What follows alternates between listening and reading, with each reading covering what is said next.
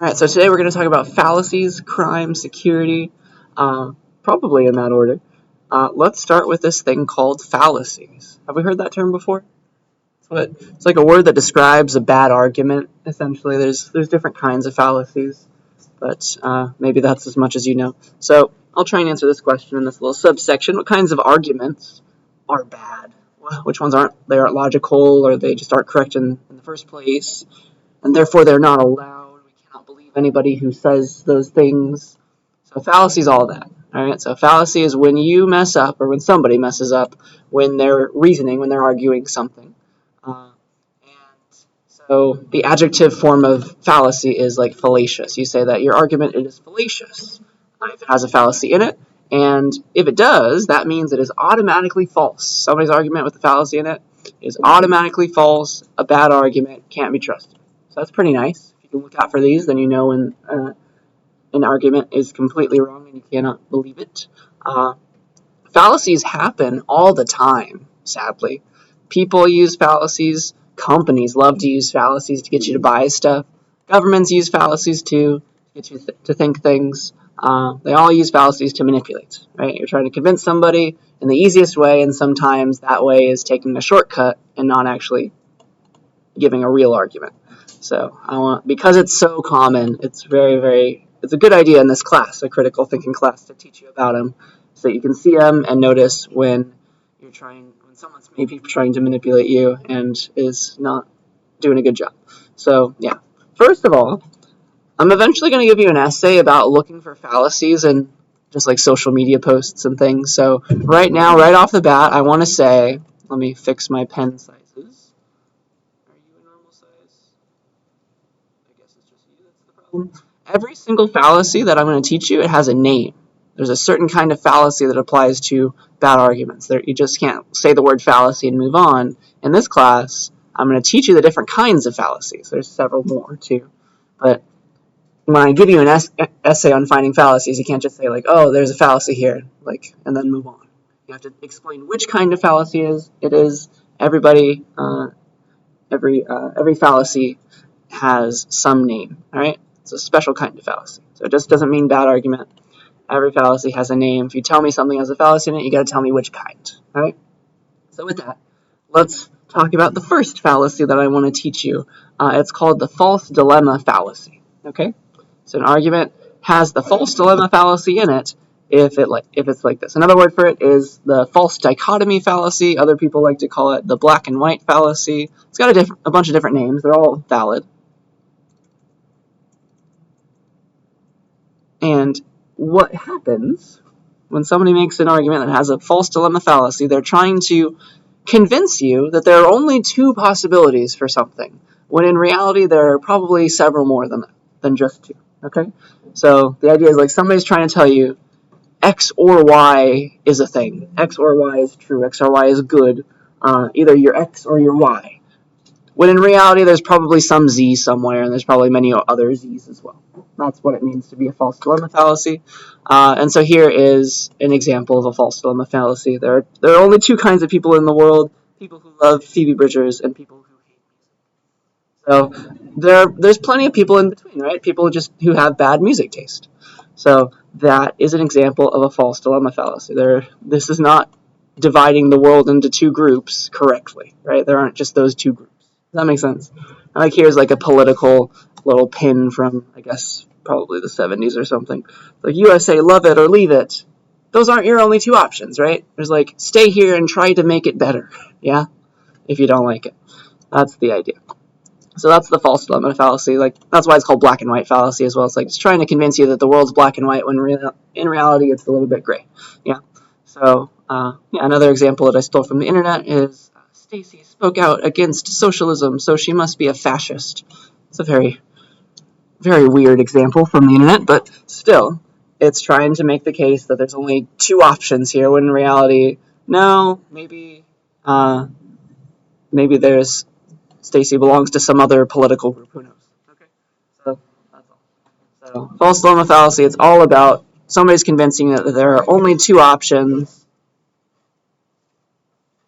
when in reality there's many more, or like there's only three options when there's really four, something like that. Any questions about that? Do we see why that's incorrect the second somebody makes that argument? It makes no sense. It's got a fallacy in it. It's got the false dilemma fallacy in it. Therefore, it's not correct. It can't be trusted. You got to tell the person to argue in a different way if you ever want me to believe you. Okay? That's that one. There's a bunch of other fallacies that I want to teach you. And these are not all the ones in the world. There's a whole Wikipedia page on them if you want to look at it. So the next fallacy I want to teach you is called ad populum. A lot of fallacies have Latin names. This is also called the bandwagon fallacy. It's like everybody getting on the bandwagon. And it's Latin for to the people or to the populace, to the popularity. And what it's all about is it's assuming, it's when somebody's making an argument and they're assuming something is true or like awesome or allowable just because other people agree with that thing. Okay? So it's like following the bandwagon. It's like if everybody's jumping off a cliff, you're going to too, right? So that's a fallacy. Populace. So like here's the populace. They're like X is good, X is good, X is good. I love X. I love X. X is amazing. And then the ad populum fallacy is to look at that and look at all these people who love this thing called X, and then to conclude that, oh, okay, X must be good because all these people like it. Does that make sense? Maybe they're just wrong. Yeah? So it is a fallacy to just agree with a bunch of people who think something's good. Okay? Assume something is true just because other people agree with it. Okay? And so this is where all the corporations love to get you. It's like, for example, in a Gatorade commercial or something, like an ad. It's like, drink Gatorade because that's what all the professional athletes do to stay hydrated. See how that's a fallacy? That is just trying to convince you, like, okay, everybody believes in Gatorade, when in reality, maybe there's something wrong with Gatorade. I don't know. All right?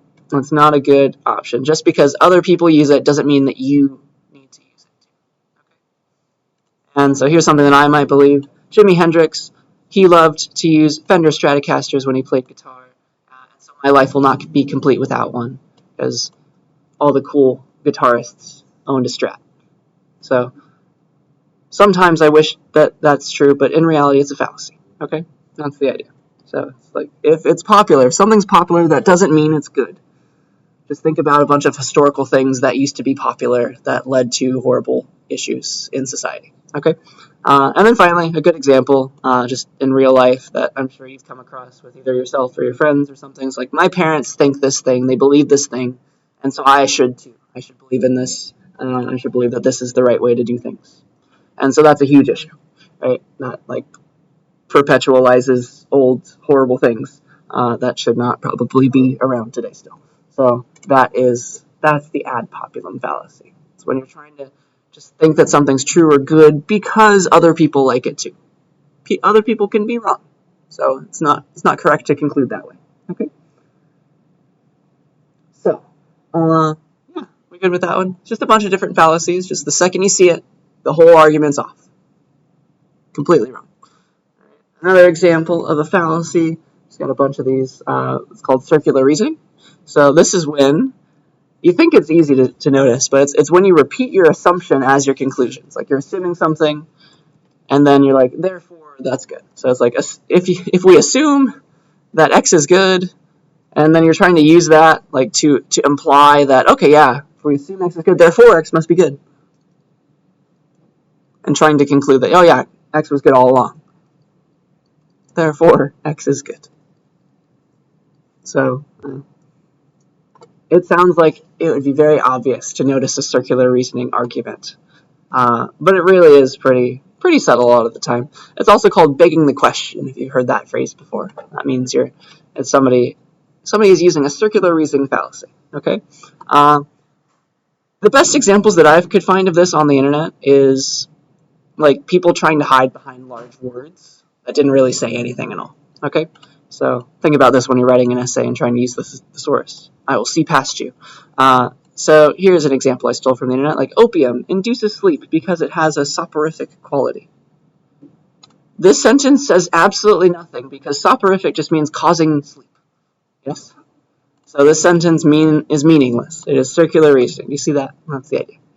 That's what's going on. And then here's another one that I made up. Everyone wants to buy Phoebe Bridgers' new album because it's the hottest album this season. It's like, That's just saying, right? It's just two ways of saying the same thing. Everybody wants to buy the album because everyone wants to buy the album. So that's not giving you any new information. That's circular reasoning. It's not an argument. It's not telling you anything at all. Right? So yeah, that's what's going on. And so here's the best one. I stole this from the internet. Very flowery speech says nothing at all. So it's like, all right, to allow every man an unbounded freedom of speech must always be, on the whole, advantageous to the state, for it is highly conducive to the interests of the community that each individual should enjoy a liberty perfectly unlimited of expressing his sentiments. So take a minute to just unpack that, and let me circle down, or just underline what's going on here. So it's trying to be pro freedom of speech right now, right? Which is maybe something that you believe in, but it's a bad argument because it has a circular reasoning fallacy, right?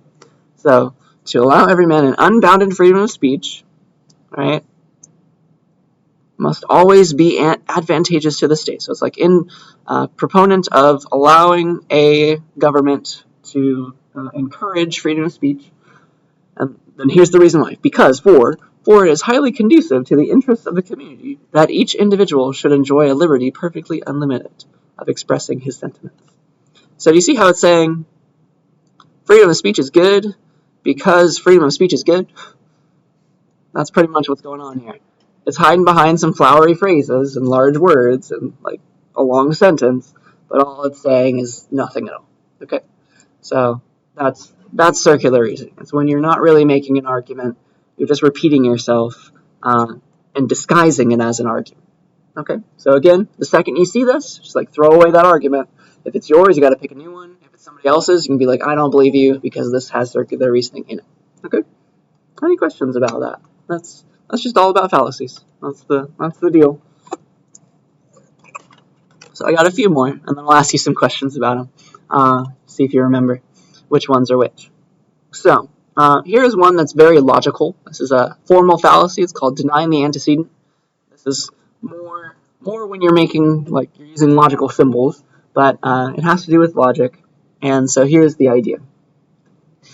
This fallacy looks like this. It's if you're trying to use this guy to prove this guy, right? So the assumption is if P then Q, like you know that, and you're trying to conclude if not P then not Q. So it's trying to go like this. It's like assume this. If you have P then you have Q. P implies Q. If P then Q. And they're trying to conclude or prove or show or argue that not P implies not Q, right? And this is not valid. You can use the truth table to look into that, but this is invalid. If you do assume this, it is possible to conclude not Q implies not P. If not Q, then not P. This is fine. This is equivalent. This is valid to conclude. But this way, without swapping them, then it's invalid. So let me use actual English to show you the problem. Right? So here's the argument. So let's assume these two things, then trying to conclude this last thing. This is the argument. So assume, more formal because it makes assumptions. Assume, and then they're trying to conclude this. So, okay. And notice it has this form. So it's all right. If you are a ski instructor, then you have a job, right? Assume that. That is true, yeah. And then assume you are not a ski instructor. And then they're trying to conclude, therefore, you have no job. You see that? So that's wrong. And why is it wrong? Well, this is trying to say if P, then Q. This is true. If you are a ski instructor, then you totally have a job. If P, then Q. And then it's trying to say, like, all right, if not P, then not Q. So, right, if you're not a ski instructor, that's not P. Then it's trying to conclude, then you have no job, not Q. See that? So that's wrong. It's like maybe you're a teacher. Maybe something else. So that's invalid to conclude it that way. That's denying the antecedent. It's a weird name for a logical fallacy. But this way totally works because, like, if you're a ski instructor, then you have a job. It is correct to say that if you don't have a job, then you're not a ski instructor, right? It's correct to go the other way. That's still fine. But keep it the same way and negate things that is incorrect. So that's just, it's pretty obvious when it comes up. But if you're pushing symbols around, you got to remember, nope, can't do it that way. We're good with that one. That's another fallacy, though. If you see an argument like this, like, it doesn't make sense. It's invalid. Even if the assumptions are true. Even if these are true statements. All right. So try to keep all these in your head right now, because I'm going to give you some questions about them in just a second after I show you some more. This next one is another Latin word called tu quoque. It's a fun word to say. It's Latin for you too, informal you. You too. You also. It's like turning back around the argument. That's what it's doing. It's called the appeal to hypocrisy. And what it's doing is it's distracting. It's trying to distract from the original argument by trying to claim that your opponent is a hypocrite. It's deflecting blame. Okay? So, let's see here. Dun, dun, dun. Here's like an example that's generic. Like the U.S., we're not happy with Russia a lot of the time, right? And so let's just imagine that we've criticized Russia for some recent thing that they've done that violates human rights. And then what Russia has done in the past is responded and said, like, oh, U.S., you're not that, you shouldn't be that, you shouldn't be telling me what to do because you did that same human rights violation 50 years ago, back in the 60s. Something like that. Okay? So that's the kind of argument. That's tu quoque. It's like turning back the argument around and saying, like, you did that thing too, you shouldn't be judging me. That's the idea. Okay?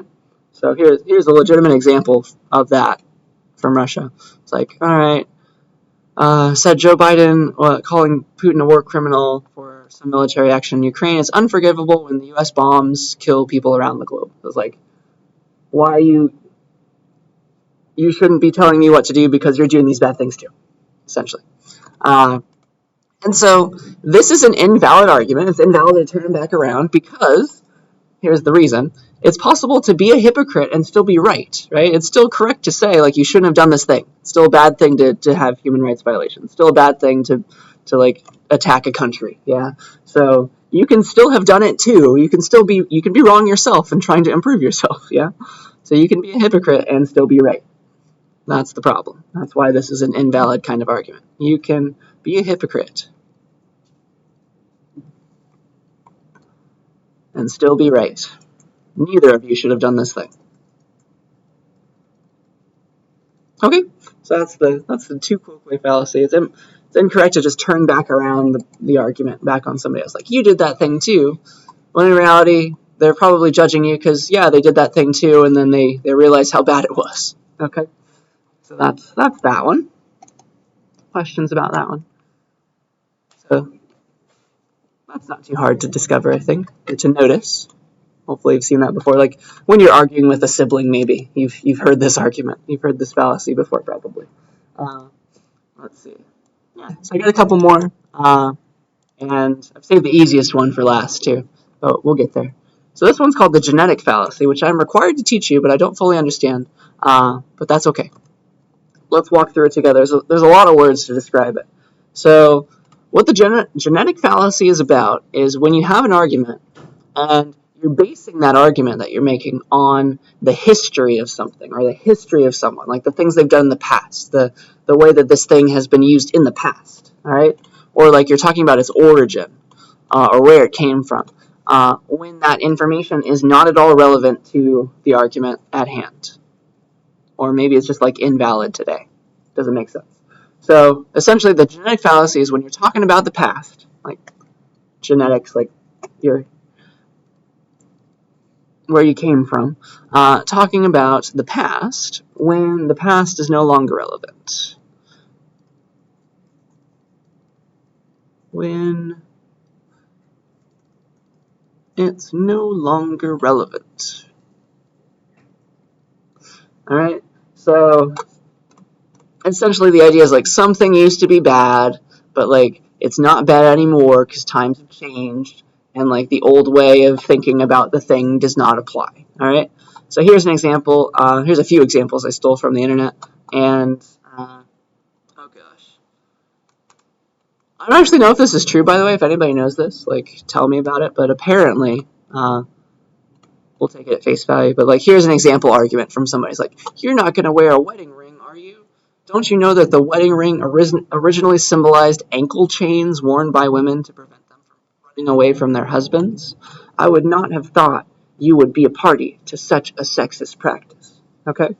So this argument is trying to claim that like wedding rings used to be bad, and so obviously they're still bad. Does that make sense? I don't actually know if this is true, by the way. Has anybody heard that before? It's a weird kind of argument, but maybe it was true. I don't know. But obviously nowadays wedding rings mean nothing like that, right? Wedding rings, just like they're a symbol of the bond, or of the love between two people, right? That's what they mean, and that's why people wear them.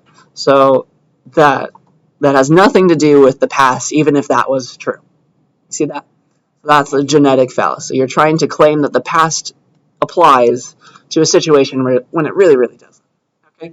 So I think that's a good example. True or not. And then here's another example of somebody's argument. It's like, this news story about the Purple Party candidate must be fake, since it was made by XYZ News. They were given the story. That station is totally owned by somebody who's against the Purple Party, so like I can't trust what they're saying about the Purple Party. So this is something that we might have thought before, but technically it is a genetic fallacy. All right. So I was trying to say, like, the Purple Party candidate, like, you can't trust anything about the Purple Party from this XYZ News because they hate the Purple Party. Like, we know that it's owned by somebody who hates the Purple Party. When in reality, this is a bad argument because, like, maybe they have a video recording of something bad happening from a Purple Party candidate, right? It doesn't mean anything about the issue at hand. See that? So the origins of the television network have nothing to do with the story that they're reporting on. All right. So there are biases in news networks, but this is a bad argument because it does have the genetic fallacy. You have to find a different argument. So origins have no impact on truth. If they got a video camera pointed at a Purple Party person doing something bad, like, you can't just say it's wrong, right? You can't just say, oh no, I don't believe it because they hate the Purple Party. Origins have no impact on truth. That's what it means that's what the genetic fallacy is trying to say. Okay. So it is maybe a good argument to say this, but you'll have to find a different way to say it. You'll have to make a different kind of argument, because this one, talking about the origins of the network, does not make sense. Okay? Any questions about that? So it's very subtle, but hopefully you kind of get the idea.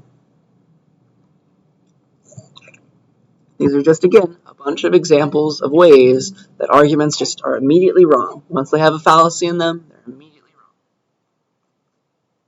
Alright, let's talk about straw man, and then I saved the easiest one for last. That one you've definitely seen before. So this is called the straw man fallacy, and another way of saying it is putting words in someone's mouth, if you've heard that phrase before. You're putting words in my mouth. Putting words in someone's mouth. That is not very easily legible. Someone's mouth. So we've probably heard that phrase before, I hope. But the strawman fallacy is all about you're attacking somebody who's making the strawman fallacy is attacking a position that their opponent that they're arguing against doesn't actually hold. They don't hold that real position, right? And so what you're doing is you're turning this other person's argument into one that is made of straw, that is very easily knocked down, right? It's not a real person anymore. That's the idea. So you're putting words in someone's mouth when you really didn't. Like, they didn't really say that. They're making a better argument than the one you're trying to knock down. Okay? So here's an example, made up closing argument from a bank robbery case from a lawyer. So here's the argument that has a straw man fallacy in it. It's like, I submit to you that if you can't take this evidence and find these defendants guilty, then we might as well then we might as well open all the banks up and say, come on and get the money, boys, because we'll never be able to convict anyone else in the future if we don't find these defendants right now guilty. Okay? So that's a straw man argument, because maybe the evidence against these people was like all circumstantial, something like that. Okay? This has nothing to do with every future bank robbery case. That's what this argument is trying to say. Like, if we don't convict these guys, everybody else is going to go and get away with robbing banks from now on. Which is probably not what the defense was trying to argue. They're just trying to argue for the innocence of their particular clients. Yeah? That's what's going on. That's a straw man fallacy. It's putting words in someone's mouth. The defense is not trying to say, like, all right, let's just never convict any bank robbers ever again. Because that's a very easy argument to knock down, right? But but it's not the one that the defense was most likely making, I can imagine. Okay? And then here's another example. Like person A was like, the children's winter concert at the school should include some non-Christmas songs too, because why not? And person B is like, snaps at them, is like, you won't be happy until Christmas songs are banned from being played on the radio. So do you see how that's a complete straw man fallacy? It's putting words in person A's mouth. That's not at all what they said. They're getting mad for no reason. Maybe they just really like a wintry song that has nothing to do with Christmas. That's all. Okay? I'm sure there's at least one Taylor Swift song that's good that they want played. Maybe they're just a fan of that one. So it has nothing to do with like banning things from the radio. And obviously, if somebody was like, I want to ban every Christmas song from the radio, that's a very easy thing to knock down. It's like, no, people should be allowed to play Christmas songs, yeah? But that is not at all what person A is trying to say. So person B is trying to knock down an argument that person A was not ever trying to make. See that? That's what it means to be a straw man fallacy. You're putting words in somebody's mouth, and that's not what they said. You're just trying to argue against something that wasn't even the argument in the first place. Okay? So yeah, that's the straw man fallacy. Hopefully these stories are making a little bit of sense. Fun ideas. But here's the last one I want to teach you today. If you can remember all the words. This is another Latin one. It's called ad hominem, and this is the most common fallacy by far. Okay? It's for, it means to the man or to the person, to the human. What it's doing when you make an ad hominem argument is you're attacking the arguer instead of the argument. And so it's like you're just insulting somebody, essentially, instead of actually trying to knock down their argument. So that's pretty silly. Right? So it's like, Jones likes a football team from the East Coast. Clearly, he's unfit to be a police chief in California. So it's like, it's knocking down his preferences rather than like whether or not he's going to be a good police chief. You see, it has nothing to do with the matter at hand. It just, you're saying you don't like the person because they don't like the same football team as you. That's pretty much it. It has nothing to do with being a police chief and whether or not you're qualified to be one. You see that? So it's like it's trying to apply somebody's favorite football team to whether or not they're good at their job. It has nothing to do with any of that. You're insulting the person essentially and trying to say, I don't like you, therefore you're wrong. That's pretty much right. What an ad hominem argument is all about. And so this is so common on the internet. I'm sure you've seen. Very, very common. I'm sure if we have siblings, like if you were children together, I'm sure you made a lot of ad hominem arguments at each other. Here's a very subtle ad hominem argument that you might believe. It's like, all right, in a jury case, like you cheated and lied to your wife, but now you expect the jury to believe you? That is an ad hominem fallacy. This is an invalid argument, but you would probably believe it if you were on the jury, wouldn't you? It is convincing. So the idea is perhaps the case had nothing to do with like the wife with cheating. It wasn't that kind of case. It was some completely different case, like a tax fraud case. I don't even know. Something like that, because it's tax season. This has nothing to do with the case, most likely. But again, you're attacking the person rather than what they did. Okay? Maybe the case has nothing to do with this. See that? Maybe the case has nothing to do with this. You're attacking the person, though. You're essentially insulting them and trying to use that as firepower. Maybe the case has nothing to do with this.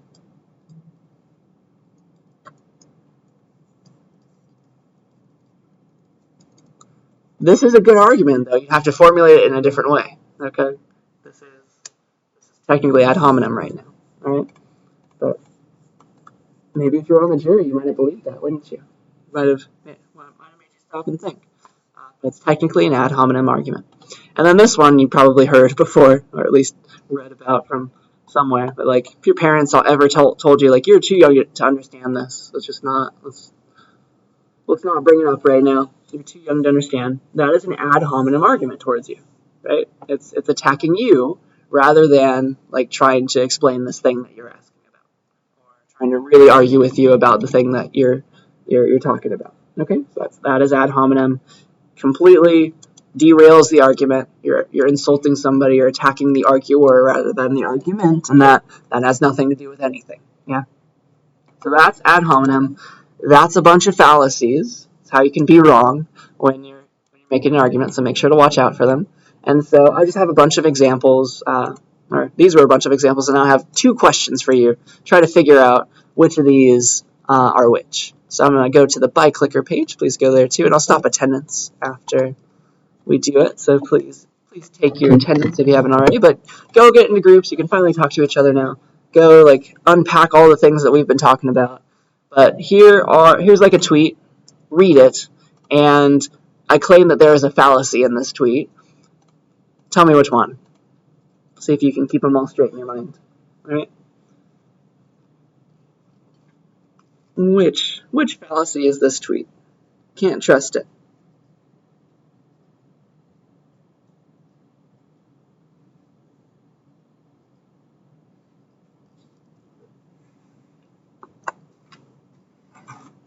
So, can you remember them all? Populum.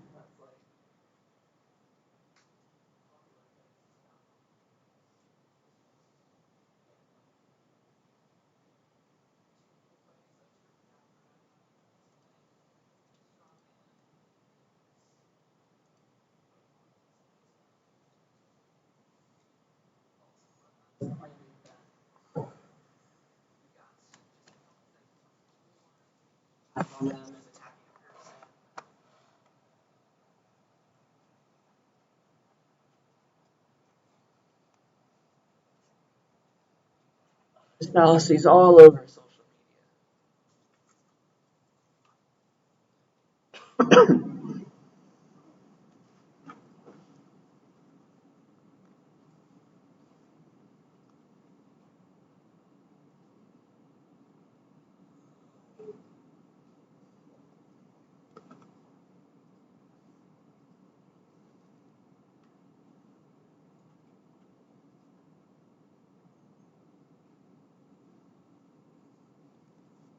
All right, was that enough time to think about them? Let's see. Not really. But get in your answer in the next couple seconds, or your best guess. It's fine if we're wrong. That's the whole point of these questions. But let's see what we're thinking now. Which of these is which? Did we get it? Nice. Yeah, we remembered. False dilemma. That's what I would say this one is as well. But can somebody who picked false dilemma explain to me why this is a false dilemma fallacy? To be like, where would you rather see your meat come from? A chemical factory on an industrial estate or a green field in the middle of the countryside? Yeah. It's basically saying that your meat can either come from a chemical factory or a green field in the middle of the countryside. Yeah. And there's nothing in between, right? We, as inhabitants of Fresno, know that there is at least one other option. There's plenty of brown fields all over the place with cows, right? So that is immediately knocking down this argument. You see that? So that's the idea. Maybe they're green now since it rained a lot. But that's totally false dilemma. Okay? Any questions about that? Sometimes there are more than one fallacy that apply. Let's see here. I can kind of see how it might be ad populum, just vaguely. Everybody's a lot of people prefer organic things. They want to see free range stuff on their products, like that word. So maybe it's trying to get you to go with the bandwagon of the people who like that kind of stuff. I don't know. But there's different arguments that you can make, but I would say the strongest one would be false dilemma. That's good that we noticed that. Okay. So here is another example, and I promise to do that. Boop. So let's try it again. Begin. Here is another fallacy. So here, I need a backstory here. So this is during the pandemic. There were a lot of fallacies being thrown about, but here is there was a news conference or something where President Biden was like, you should get your shot today. There's no time to waste. Get vaccinated. He's just trying to make the argument to get vaccinated. Nationwide, he said, cases are still rising, especially among the unvaccinated. And then this person on Facebook, I think this was the local news channel's Facebook, in the comments, the person was like, BS, even the vaccinated are getting COVID, as a response to this essentially quote. Okay? So this Facebook comment has a fallacy in it. Something wrong with that argument. Tell me which one it is. Okay? did I start the question? So yeah, discuss that with your neighbors. Tell me what you think.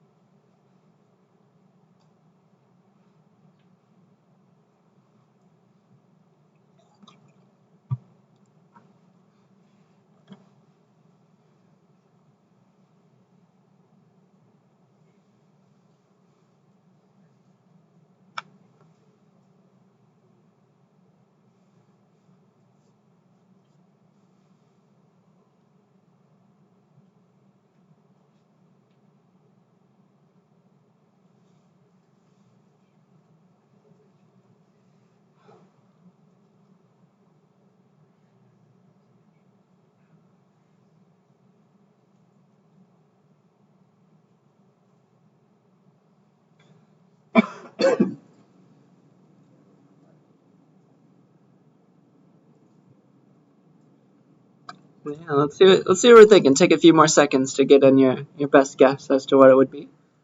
There might be multiple valid options here.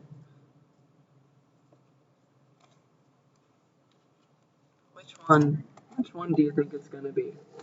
And that's the Facebook comment, not the Biden quote. That is the one that we're analyzing right now.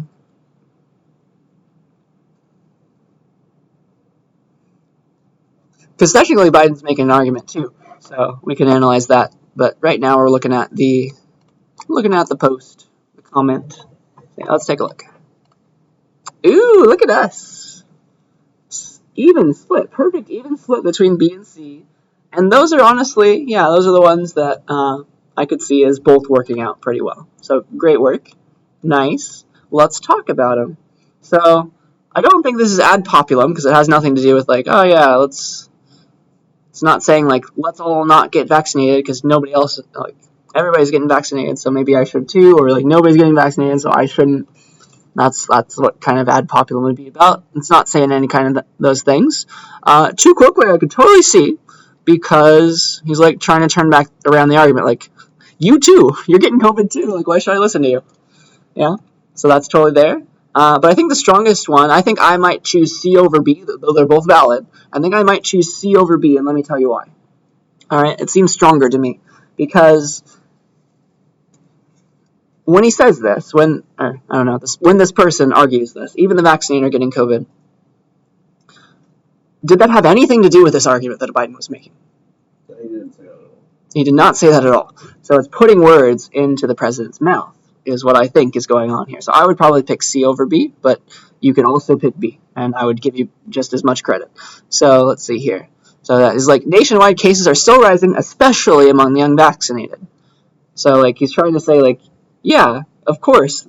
He's even implying here that vaccinated people are getting COVID, but the whole point of the vaccine was like to make it less severe. Yeah. So that's what's going on here. He's not saying anything at all about the vaccinated not getting COVID. He's just saying like cases are rising, especially among the unvaccinated. So it's a good idea to get the shot because it will prevent you from potentially getting it. And so trying to put words into the president's mouth. And so I would say that this would be a straw man fallacy. And that's what I would pick. But you can also pick too quickly, and I would give you credit as long as you argue why. And I think you would have argued kind of what I said, right? So yeah, that's a good example where there are many valid options and there's no just one right answer. Awesome. So yeah, any questions about that? Does that make sense?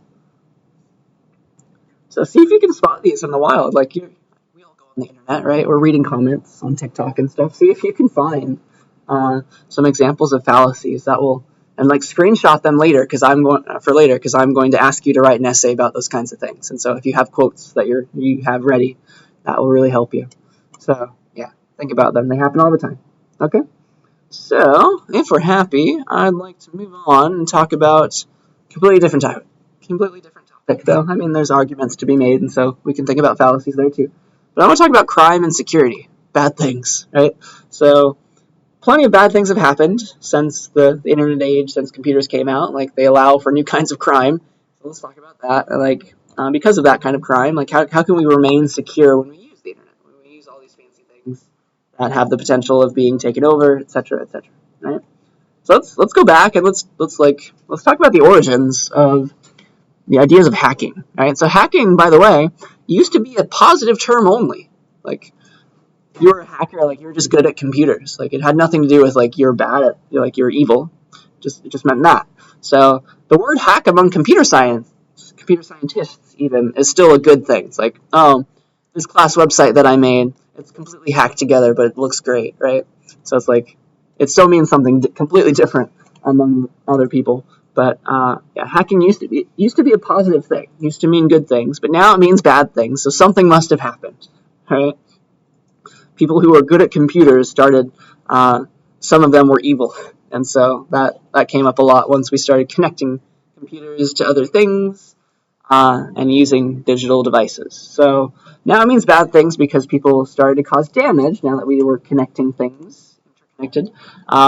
The earliest example of people using maliciously doing things, like the first hackers, they called themselves freakers with a PH. They were doing phone freaking. And this was when they made some devices to fake some routing tones for phones. So it's a fun story. Let me try to explain it. There's some fun news stories about this, but it had to do with payphones. Do you all know what a payphone is, by the way? Because those don't really exist anymore. But there used to be phones just sitting on the side of the road, on the sidewalk, that had phones that you could use, and you could put money in and make a call. And it used to be more expensive to call people farther away, right? Long distance versus in town. And so this was all connected to the phone lines, etc., etc. But these people, when you put a quarter into the old phone booths, or whatever the amount was, when you put money in, it would make a noise. And that would tell the box on the other end. It wasn't like keeping track of how much money you sent on the box itself. It was keeping track across the network. And so when it made that sound, like you put the quarter in, it made a sound, and that sound told the other, like the computer on the other side, like you put money in and like you're allowed to make a call now. And so what the people did, the phone freakers did, was they made a device that faked that tone. And if you just like you put the tone in through the mouthpiece, it tricked the other line into thinking you put a quarter in. And so like there's stories of people almost calling, like people called the Vatican and they got to the person right beneath the Pope, claiming that they were like the president, which is funny. So it's a fun story, but it was mostly innocuous. But then more and more things started getting interconnected, and like people were making worms and viruses, and then like stealing money, and that's why hacking is a bad thing these days. So yeah, computer worms and viruses started getting made, and these words, I'm sure you've heard them, but there's actually there's a difference between them. So let me define them both. So like a virus is when you make a bad program that needs to be downloaded by somebody, and like they have to double click it. So like when you download some file, thinking that like back in the day, it was like you think it was a music file or a movie that you downloaded, but when you double click it to play it, it really was a program, and it just infected your computer. So that's a virus. It needs to be activated. You need to catch the virus, essentially. And then a worm is completely different. It's still a bad program, but it is capable of self-replication. It can mutate, or it can like give itself to other people without anybody having to double click on it. It's also capable of self-activation. So you don't have like it. You don't even know it's there. It just starts working, stealing all your files and stuff. So that's a worm. That's the difference. And it's really the internet, the rise of the internet, that allowed all this to like become a thing. And like people started worrying about it. So viruses need to be downloaded and double clicked, and then worms can self-replicate, self-activate. Okay, and it's all the internet's fault. But still, companies are hiring people to think like the bad guys. People hire hackers. Like if you look into cybersecurity, if that's like something you're interested in, companies totally hire hackers. They're like white hat hackers, they say, instead of black hat hackers. They're like the bad people, to test their own security, to make sure that like the bad people aren't going to get into their own stuff. Okay, so yeah, there's like once things start getting interconnected, like you have everybody's bank accounts just a click away, if you can hack it. Okay, so that's a problem. So let me show you some examples of hacking when bad things happened, and then we'll discuss. I'll give you a little mini debate maybe too, so we can have time to talk with each other. Uh, Here's a fun one. About over a decade now, a very, very fancy worm got out into the open. It was called Stuxnet. And what it did is it targeted a very, very specific kind of control system device that it controlled heavy machinery that had to do with nuclear things, like enriching uranium. So it only infected very specific computers, which is a little cool and fishy and fancy. What it did was it told those control systems to like spin faster than they could spin really, and so it like broke them. It damaged equipment in a uranium enrichment plant in Iran back in 2008, and like it kept infecting Iranian computers, which is interesting. And so the rumor is, and it's probably true, that the U.S. and Israel teamed up and they built the worm together and they infected the Iranian uranium enrichment plants because they didn't want them to make enough uranium to make bombs, nuclear bombs. So that's kind of interesting and fancy. But that's a worm potentially developed by governments. Crazy. So that's an example. And then back in 2013, I had a student in one semester who actually was affected by this. So it's a thing. Just a little over a decade ago, in 2013, Target was breached, and a lot of like credit card numbers were stolen. So it didn't start with Target though. The breach, where credit card numbers were stolen, did not start with Target. It wasn't originally Target that got hacked. That's crazy. Originally, Target that got hacked.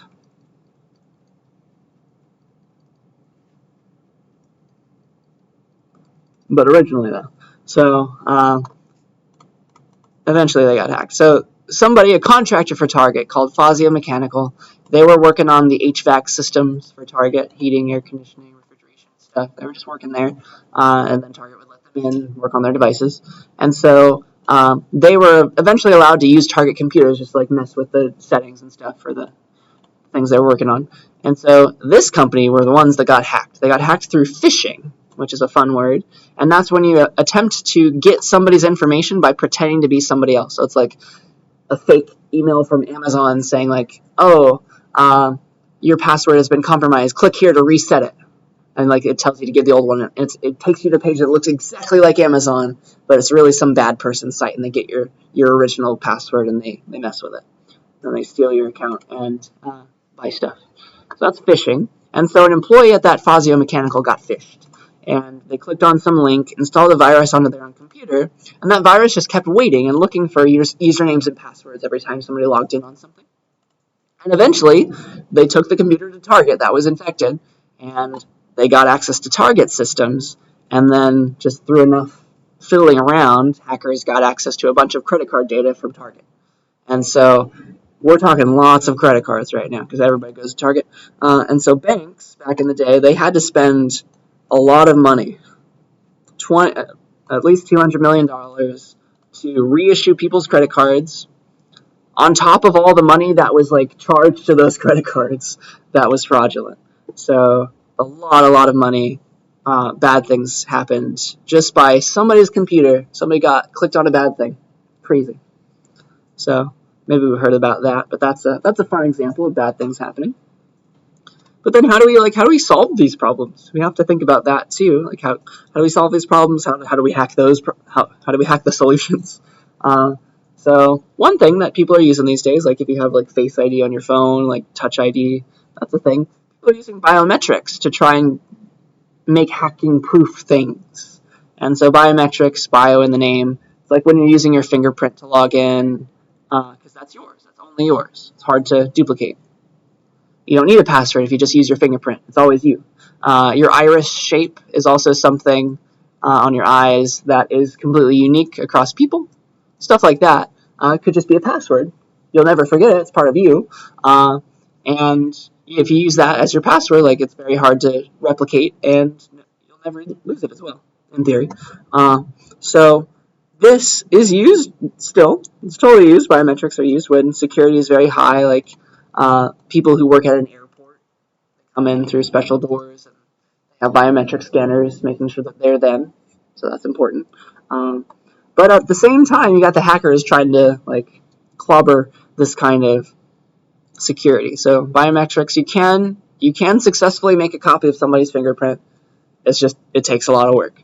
It's probably harder to make a scan of somebody's iris. Maybe it's possible, right? It's more difficult though And so it's still kind of better than a password in a sense. But there's always this cat and mouse game of the hackers trying to defeat the biometrics and then the people making fancier biometric devices. It's like maybe instead of just having your fingerprint, you need the fingerprint plus like the heat of the finger rather than like the cold copy of the finger or something. I don't know. So people are looking into that. So that's one way that technically it's keeping us secure. Another thing that's keeping us secure that we've maybe talked about a little bit was I didn't give you the name before. It's the HTTPS on the internet. It's called TLS, short for Transport Layer Security. It's the way that your internet traffic is kept secure, so that nobody who works for Comcast can listen in, even if you're getting internet through them. It's that HTTPS when you have a link, Amazon.com or something. It's that piece, all right? So, it uses cryptography, which we've talked about a little bit, to make sure that, to ensure that, oh gosh, did I delete something? To ensure that nobody can listen in on your stuff. No clue why that got deleted, sorry. But it just uses cryptography to make sure it's only you and the website you're talking to knows what you're saying. You can use RSA for your encryption or anything else, but anything with HTTPS in the front is using transport layer security, including our class website, including Canvas. And you can look at like why is this secure, view this certificate, and you can scroll down and see RSA a lot of the time. It's very complicated, very fancy. Big numbers keeping you safe on the internet. So that's pretty cool. But with these kinds of things, like this kind of internet traffic is pretty much uncrackable. It would take like thousands of years for even fancy supercomputers to crack it if you use strong enough encryption. That leads to a problem when like you're trying to try somebody and like you're trying to get somebody in trouble. You think they've done something wrong. So law enforcement agencies don't like encryption, right? They don't like it when things are unbreakably encrypted, and so like Apple likes to tout that they're really good with encryption. They encrypt everything, so it's hard for people to break into your stuff. But at the same time, it's hard for people to get convicted because law enforcement agencies can't decrypt that internet traffic. They cannot decrypt those messages that you sent to people, like trying to collaborate as you were doing your crimes. Okay, so that's a problem for law enforcement, and so there's always that's an issue trying to break down encryption. For example, a murder investigation by the FBI, they were stalled because they had trouble unlocking an iPhone because iPhone security is pretty good. They were doing it wrong, but still, that's pretty nice to know that maybe if law enforcement can't crack your things, maybe that means somebody who steals your phone also can't crack your things, which is good. But yeah, a lot of countries, and this is a thing, right? This is maybe we've heard about it, but a lot of countries are asking companies that are based there to include backdoors for them to listen in. So this is kind of the reason why people were thinking bad things about TikTok and trying to ban TikTok in the U.S., for example. It's like, well, if it's owned by China, they can listen in and look at everybody's messages that they're sending each other on TikTok, etc. That's one reason. So yeah, a lot of countries ask companies to include backdoors for them into their software, and we don't know. Maybe in the U.S., like the U.S. is telling Microsoft to put in a bunch of backdoors into Windows, or Apple to put in backdoors into iOS. Who knows? And so the question is this okay? Is it ethical to do this? Is it ethical to have these backdoors for the law enforcement to come in and actually look at your stuff? Hopefully, when there's a warrant, of course. But in order to come in and look at your stuff when they're trying to convict somebody. Is that allowable? Is that ethical? So let's debate that. I think that's a good thing to debate. And so let's please go to, you can get into groups and pick somebody as your leader, but do the thing again where you pick a leader, you click the submit with a blank post, and that'll give you a group number, because I'm going to give you two options, two sides. All right. So here's the debate. Should companies be required to include backdoors into their software, into the systems that they're making, like iOS, like Windows, for law enforcement to use when there's probable cause, let's say? Please come up with two good arguments for the stance I'm about to give you and write them down on the written ice page, please, as a group. So if you are an odd group, you're going to say, no, companies should not be required to include backdoors. And you'll give me at least two good arguments why. And then if you are an even group, you're going to say yes, it is a good thing for companies to have these backdoors for law enforcement, and here are some reasons. Here's at least two good reasons why. Okay? Does the debate idea make sense? So pick a leader, click submit, and get your stance, and then give me two good arguments for that stance, please. And then we'll discuss. I'll give you a few minutes to talk together, come up with some good ideas.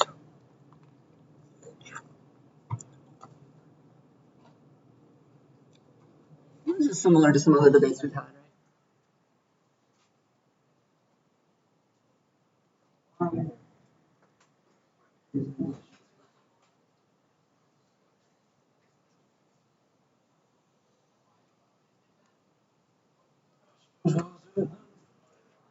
You wanna do it? Sure. Uh, I picked even, so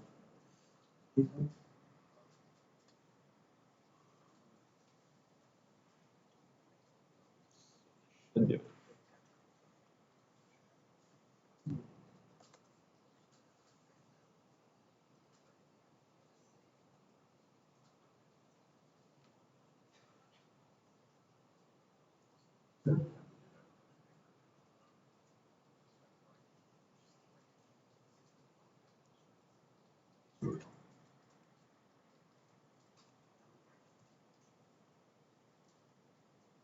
Sorry?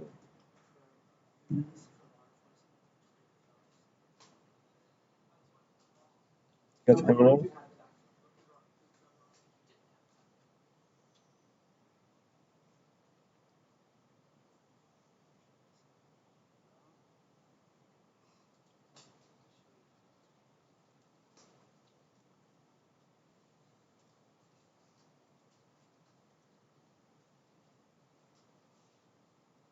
Plenty of time to think about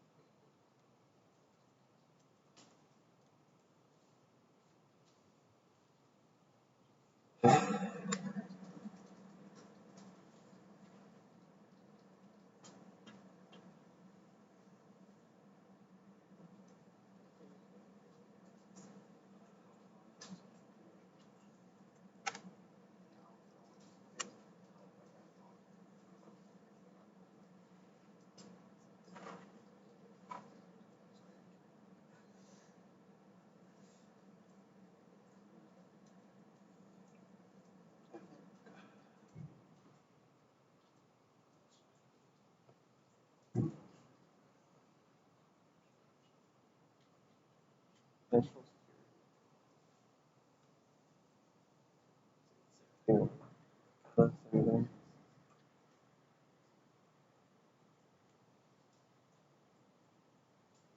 Can we break that one thing down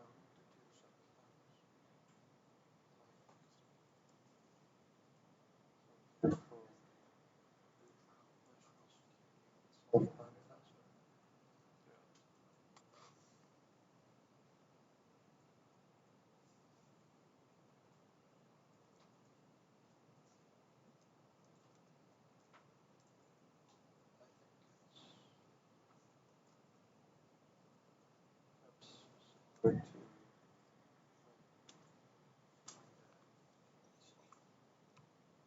Similar to I got a gate in the house.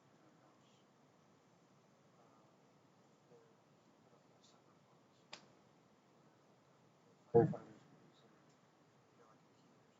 a key or something, to open the gate. Storage back perhaps.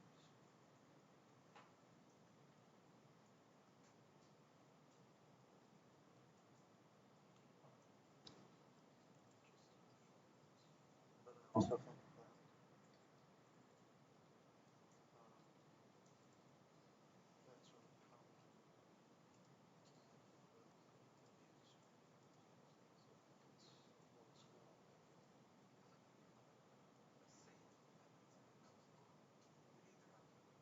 common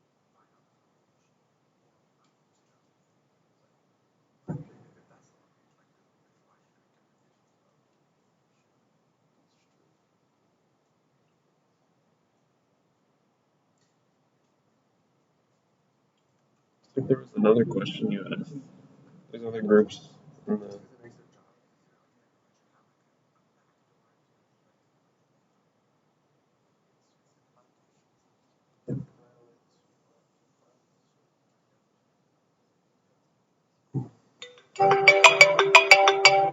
All right, take another minute to digest anything else left in your head and get it down and submit, and then we'll discuss.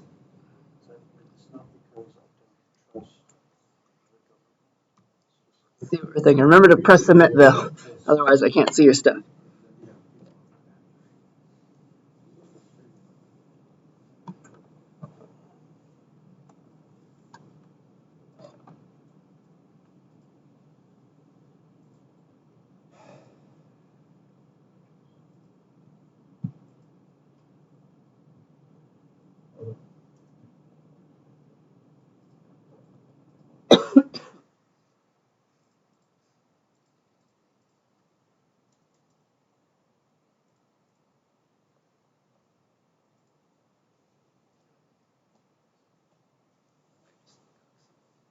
That'd be nice. All right, let's see what we're thinking. I'll look at some odd groups and some even groups. Dun, dun, dun. Oh, did I forget to clear it out? I'm sorry. My bad. I'll just look down here. Nice. So here's some odd groups.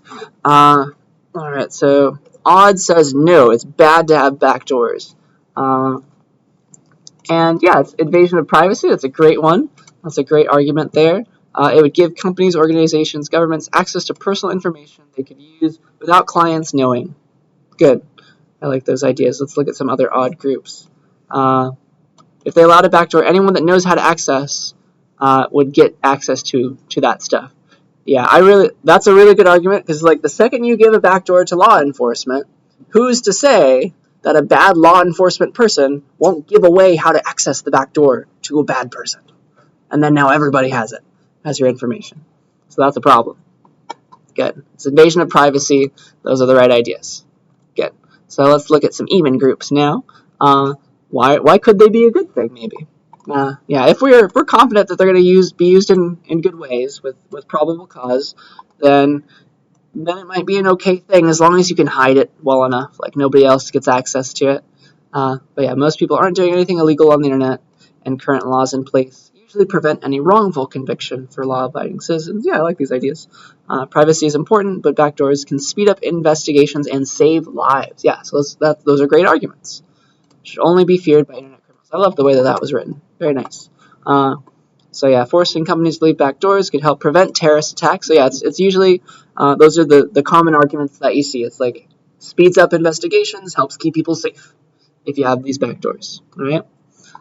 Good. Could prevent the loss of important information when login details are unavailable. Yeah, because like that is another thing to think about. There's usually think about like if somebody dies and their account, like their email account, you can't get into it because you didn't know their password. But like if you're a family member and you need access to that kind of stuff, like maybe the law enforcement would help you there. I don't know. That's the thing. Let's take a look at these. Anti-terrorism purposes. Good. To destroy terrorist cells, prevent attacks. Good. That's the right kind of ideas. Those are that's what we're talking about. Solve crime faster, national security risks. Yeah, just to keep people safe. Those are the usual arguments that you see in as for proponents of these backdoors. And so yeah, if they were going to be used nicely, if you can confirm that and make sure that the backdoor would never get into the hands of people that didn't need them, like maybe you'd have to go through the company themselves, prove that you're law enforcement, and then they give you the information, something like that. That might work out. And so yeah, you got a bunch of different arguments in different ways. So, yeah, great ideas, great thoughts.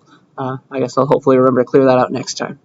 But yeah, any last comments, questions about any of that stuff? Maybe we have strong arguments in the opposite of what we were told to write about. But that's a good critical thinking exercise for sure. All right. If we ever get stuck, this is an ethical question. We can ask our boys about it for sure. So let's, on the last slide, talk to them a little bit. All right. What would Kant say about this? He'd be like, should we always be giving backdoors to people? Like, should we always allow the law enforcement to have access to things when they need it. And then, yeah, Kant is really big on personal liberty, so he might say, absolutely not. No, I don't want that. No, I would not want to be raided, so nobody should be allowed to.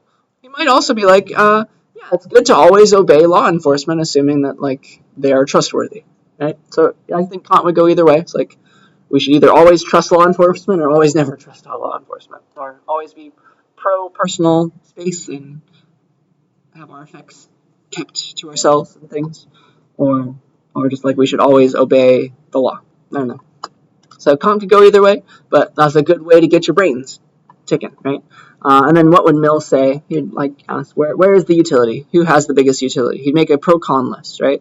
So what are some, like an argument for, standard argument for backdoors is like this is going to help convict criminals because now we're able to look at all that encrypted, quote, encrypted things that they sent to the other criminals, right? If we're able to crack that kind of stuff, that would help to get them convicted and locked away for longer, and like that would help the world be safer, technically.